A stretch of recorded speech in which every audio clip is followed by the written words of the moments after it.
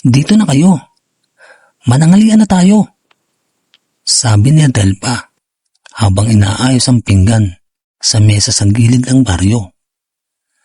Ngunit ramdam ng lahat ang kakaibang lamig sa hangin. Kahit araw ay mataas na sa langit. Adelpa, bakit parang ang tahimik ng paligid? Tanong ni Mario, kapwa residente ng baryo. Huwag kayong mag-alala.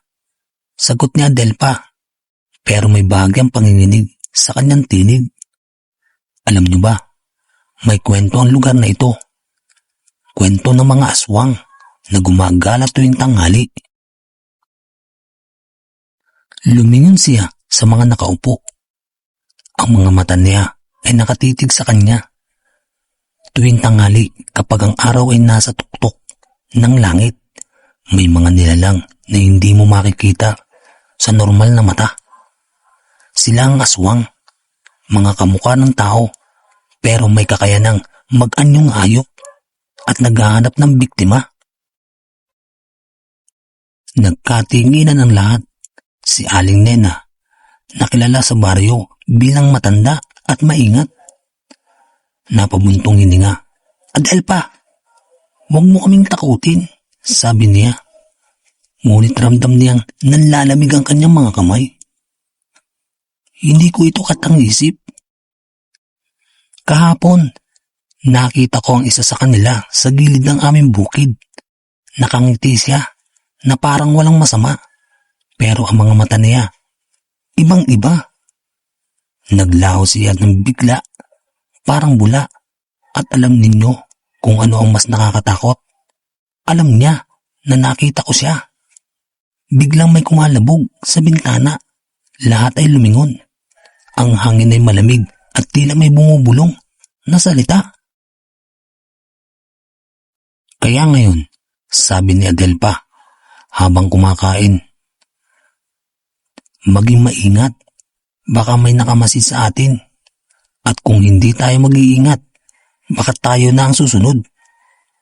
Tumahimik ang lahat.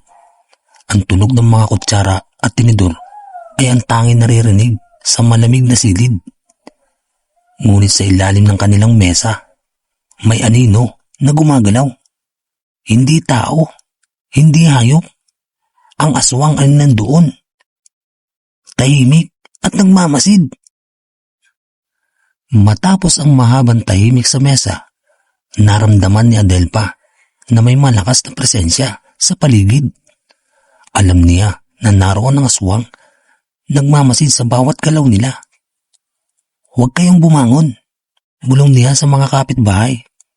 Susubukan nilang linlangin tayo. Ngunit may alam ako para maprotektahan tayo. Mabilis siyang pumunta sa kusina at kumuha ng bawang at asin at krus na yari sa kahoy. Ito ang tanging sandata natin laban sa kanila, paliwanag niya. Biglang bumagsak ang isang silya at sa gilid ng bintana lumitaw ang anyo ng aswang, isang babaeng mukhang tao pero may matutulis na kuko at mapulang mata. Hindi ka makakatakas, bumulong ito sa hangin. Ngunit hindi natakot si Adelpa.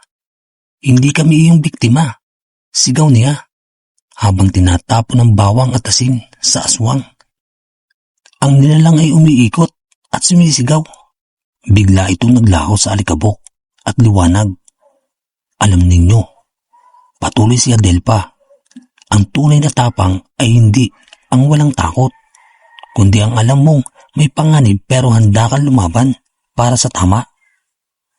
Ang mga kapitbahay niya ay humanga ng maluwag. Ramdam ang pag-asa.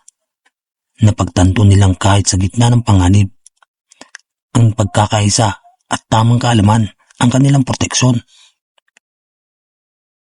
Ang aral ng kwento, sa buhay may mga pagkakataon na darating ang takot at panganib, mga bagay o tao na tila aswang sa anyo ng problema.